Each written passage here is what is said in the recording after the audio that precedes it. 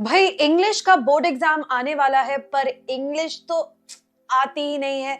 अब ऐसे में लिटरेचर के आंसर्स तो रट लेंगे, ग्रामर में भी कैसे तैसे समझ लेंगे, रीडिंग कॉम्प्रिहेंशन में तुक्का ही चल जाता है, पर राइटिंग में क्या करे। यही मैं आपको बताने आई हूं कि इंग्लिश में अगर आपका बिल्कुल डब्बा गुल है तो भी आप राइटिंग में 10 on 10 ला सकते हैं, एक बहुत सिंपल सी चीज की वजह से जो मैं आपको अभी बताने वाली हूँ। मेरा नाम है Asmita, your mentor here at Vedantu, and the thing with your writing section is आपकी तरह it is not creative. Sorry for roasting you, but एक क्रिएटिव राइटिंग नहीं है। इसमें आपको अपनी लैंग्वेज की पकड़ नहीं दिखानी है।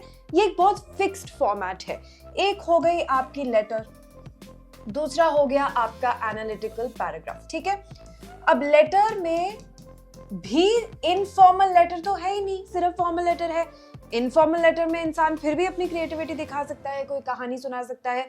फॉर्मल लेटर एक बहुत दायरे में रहती है, it has very defined boundaries, तो आप ज्यादा एक्सपेरिमेंट नहीं कर सकते उसके साथ। फॉर्मल लेटर्स में भी आपकी टाइप्स हैं, ठीक है। जैसे आपका लेटर टू एडिटर सबसे ज्यादा कॉमन है, फिर letter of inquiry, letter of order, letter of complaint. इन सब में भी बहुत स्पेसिफिक चीजें हैं जो आपको लिखनी है। आधी से ज्यादा आपको प्रॉम्प्ट से ही पता लग जाती है। आपका जो एनालिटिकल पैराग्राफ है, again it is not a form of creative writing, it is simply explanation of data. तो आप एक गिवन सेट ऑफ इंफॉर्मेशन को देख रहे हो और आपको उसको एक्सप्लेन करना है। इसमें भी आप ट्रेंड वर्ड्स थोड़े से मेमोराइज कर लोगे, थोड़ा सा ओपनिंग स्टेटमेंट आप सीख लोगे कि कैसे क्वेश्चन से ही बना देना है, तो भी यहाँ पर आपके फुल मार्क्स आने की पूरी पॉसिबिलिटी है। अब आज के सेशन में मैं आपको लेटर में फुल मार्क्स लेकर दे रही हूँ, because I am going to tell you the opening and closing lines that you can simply memorise. आपको रट्टा मारना है और आप फॉर्मल लेटर लिखाओगे। अब क्या मैं इस चीज के हक में हूँ? बिल्कुल भी नहीं। मैं चाहती हूँ सब इंग्लिश बोलना अच्छे से सीखे, पर क्योंकि आपने इससे पहले मेरी बात नहीं मानी, ना ही किसी और की बात मानी, आप फंस चुके हो, तो मैं ये भी नहीं चाहती कि आप गड्ढे में गिर जाओ। मैं आपको वहां से निकालना चाहती हूँ। होपफुली इसके बाद आपको अक्ल आ जाएगी। So I am giving you the lines that you can memorise, जो आप रट सकते हो for formal letter. If you want the same, अगर आपको ये वीडियो हेल्पफुल लगता है and you want the same to be replicated for analytical paragraph, wherein I give you standard lines that you can memorize, then you have to comment AP, and if I get enough comments, I will give you this session also. Okay, so let's get started with our letter की lines. पहला है letter to editor. हमेशा जब options आते हैं दो letter के बीच में, उसमें से एक letter to editor होता ही है। तो अगर आप letter to editor अच्छे से करके चले जाओगे तो वो आएगा एग्जाम में। बहुत ही rarest of the rare chance है कि दोनों ऑप्शंस में से एक भी लेटर टू एडिटर ना हो। तो लेटर टू एडिटर आप अच्छे से कर लो। लेटर टू एडिटर का पॉइंट ये होता है कि आप किसी न्यूज़पेपर के एडिटर को या तो एक कंसर्न बता रहे हो, किसी इशू के बारे में बता रहे हो जो कि किसी और मीन से रिजॉल्व नहीं हुआ, यानी कि आपने उसकी जो बॉडीज है, चाहे वो गवर्नमेंट हो, चाहे वो आपके रेजिडेंट RW है, वट एवर इट इज, आपने उनको बोल के देख लिया, वो कुछ कर नहीं रहे, अब आपका लास्ट रिजॉर्ट है एडिटर। या फिर आप किसी सोशल इशू के बारे में अवेयरनेस लाना चाहते हो उनके न्यूज़पेपर के थ्रू, तो आप एडिटर को लिखोगे। या आपने ही उस न्यूज़पेपर में इतना कुछ अच्छा पढ़ लिया किसी एनलाइटनिंग इशू के बारे में कि आप उनको बोलना चाहते हो कि ये कितना यूजफुल था मेरे लिए, मुझे कितना अच्छा लगा पढ़ के। ये तीन चीजें हैं लेटर टू एडिटर में। अब आप उसको कैसे ओपन कर सकते हो? सबसे कॉमन है जो आपको हर कोई बता देगा, वो है through the columns of your esteemed newspaper. I wish to bring to light an issue of significant concern. ये बहुत कॉमन है, बहुत लोग रटेंगे। तो अगर आप थोड़ा हटके करना चाहते हो कुछ, तो दो और लाइंस हैं। I am writing to express my concern about whatever issue and its impact on whatever group. या फिर I wish to use your widely read newspaper as a platform to highlight the pressing problem of. अब आप देख सकते हो कि ये सारे कुछ प्रॉब्लम्स के बारे में है, लेकिन एक पॉसिबिलिटी होता है कि आप एडिटर को बोल रहे हो कि मैंने कुछ देखा या पढ़ा जो मुझे बहुत अच्छा लगा और उस बारे में बात करना चाहता हूं या चाहती हूं। उस केस में आपको इसको थोड़ा सा ट्वीक करना पड़ेगा। So here I am writing to express my concern की बजाय आप बोल दोगे gratitude for the brilliant piece और editorial that I read in your newspaper, ठीक है, इतना सा ट्वीक लगेगा। अब ये जो एडिटर को थैंक यू बोलने वाली चीज होती है वो कम आती है। Usually some issue has happened that you want to highlight, so you are very safe with these opening lines. Close कैसे करेंगे? I hope you will give adequate space to this issue in your newspaper to raise public awareness and encourage action. I urge you to highlight this issue. आप ये पढ़ सकते हो, मैं पूरा नहीं पढ़ूंगी। Your support in bringing this matter to light will go a long way in resolving the issue. अब इन सब का सार एक ही है। करने की क्या कोशिश कर रहे हैं हम? सिर्फ ये बोल रहे हैं कि मेरी बहुत उम्मीद जुड़ी हुई है कि आप इसको पढ़ेंगे, जो लेटर मैंने लिखी है, और अपने न्यूज़पेपर के थ्रू आप किसी तरीके की अवेयरनेस लेकर आएंगे इसको लेकर। यही लिखा हुआ है थोड़ी फैंसी भाषा में। अगर आपको इनमें से कुछ याद नहीं आता है तो आपको इंटेंशन याद रखनी है कि हम क्या बोल रहे हैं, कि मैं उम्मीद करती हूं कि आप ये हाईलाइट कर दोगे। बस इतना लिखना है, सिंपल से सेंटेंस में लिखकर आ सकते हो। लेटर टू एडिटर यहां होता है समाप्त। फिर हमारे पास एक कंप्लेंट लेटर आती है जहां म्यूनिसिपल कॉर्पोरेशन, RWA, किसी ना किसी को कंप्लेन कर रहे हो कि भाई लाइट क्यों नहीं है, गड्ढे क्यों है, सेफ्टी क्यों नहीं है, एटसेट्रा एटसेट्रा, पानी क्यों नहीं आ रहा, गार्बेज क्यों नहीं कलेक्ट हो रहा, many reasons to complain, specially in a country like India. सो कैसे स्टार्ट करेंगे? अब यहाँ पे आपको you have to be to the point.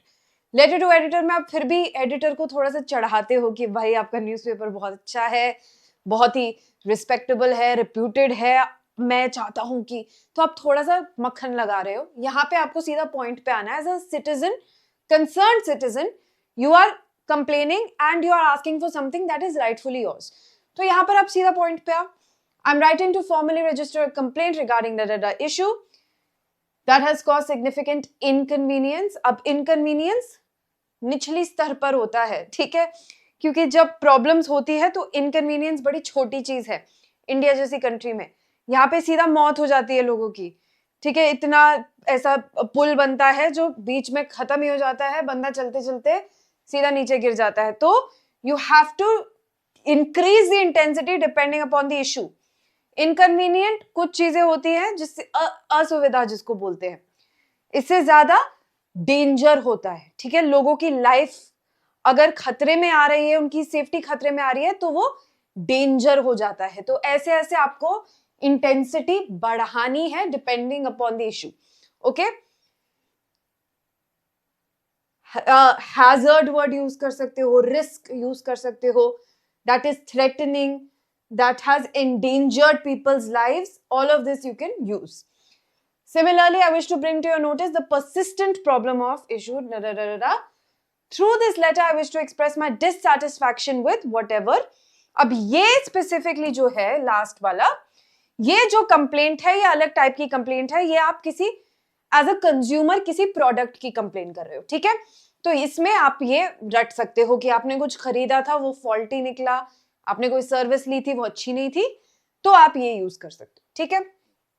और ये आपकी क्लोजिंग लाइंस हो गई। अब यहां पर आपका CTA यानी कि कॉल टू एक्शन क्या है कि भाई ये ठीक करो, जो भी प्रॉब्लम है सॉल्व करो। तो उसी को हमने अलग अलग तरीके से यहां लिख लिया है, इसका आप स्क्रीनशॉट लेके रख लें। नेक्स्ट हमारे पास होती है इंक्वायरी लेटर या इंक्वायरी भी बोलते हैं। तो इसमें बेसिकली आप पूछ रहे हो किसी चीज के बारे में क्योंकि आपको इंफॉर्मेशन चाहिए।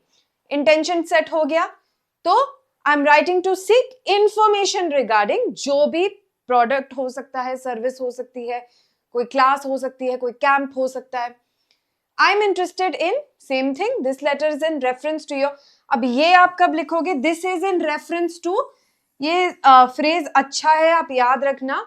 जब भी आप कुछ पढ़ के, आपने न्यूज़पेपर में ऐड देखी, आपको कोई मेल आया, कुछ भी हुआ, और आप उसके बेसिस पे किसी को कांटेक्ट कर रहे हो, लेटर लिख रहे हो, तो this is in reference to the mail that you had sent या व्हाटएवर, ओके। एंड इसकी क्लोजिंग लाइंस, बस CTA क्या है कि आप प्लीज मुझे जो इन्फॉर्मेशन मैंने मांगी है, आई होप कि आप मुझे टाइमली मैनर में प्रोवाइड कर देंगे। Here are the closing lines. Then we have letter of order. Order place करना है, बहुत आसान है, ठीक है। इसमें आपको पता होगा कि आपकी डेजिग्नेशन क्या है। मोस्ट प्रोबेबली आप अपने स्कूल के ही कुछ होगे, कोई प्रेसिडेंट, कोई सेक्रेटरी, और उस औहदे से आप कोई ऑर्डर प्लेस कर रहे हो।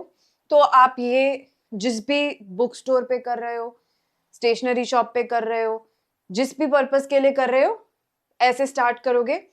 बीच में आपने टेबल बनाना है, ऑर्डर में मोस्टली टेबल बनता है, तो आपका रूलर और पेंसिल आपके पास होगा, पेन से भी बना सकते हो, बस स्ट्रेट लाइंस बनानी है।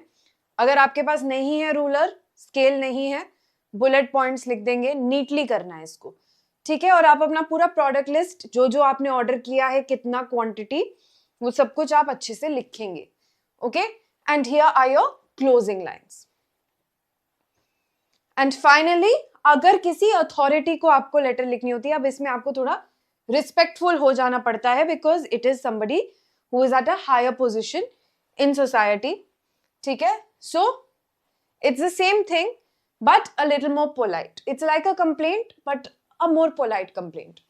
So as a concerned citizen, resident of da-da-da-da, through this letter, I would like to draw your attention. Very similar to letter to editor, लेकिन obviously इसमें newspaper का कोई mention नहीं है, and closing lines इसकी इस तरीके से हो गई. I kindly request you, इसमें हमने थोड़ा सा और वही कि जितना औधा बड़ा हो जाता है किसी का, उतनी उसकी ईगो मसाज करनी पड़ती है, तो ईगो मसाज करने के लिए kindly request, hope that, I trust that, ये सारा लिख दो, बंदा खुश हो जाएगा और काम आपका करके दे देगा, ठीक है। So all you have to do is memorize these lines. Again, like I said, if you want the same thing for analytical paragraph, leave AP in the comments. Don't forget to subscribe to the channel, share with your friends, share the video. I will see you soon. Take care. Bye-bye.